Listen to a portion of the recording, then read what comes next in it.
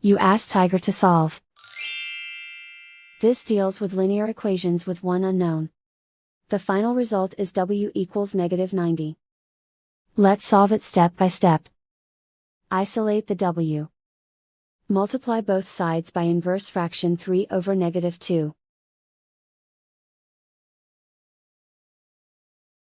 Move the negative sign from the denominator to the numerator. Group like terms. Multiply the coefficients.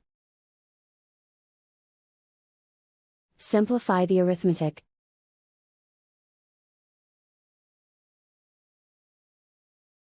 Move the negative sign from the denominator to the numerator. Multiply the fractions. Simplify the arithmetic. And so the final result is w equals -90.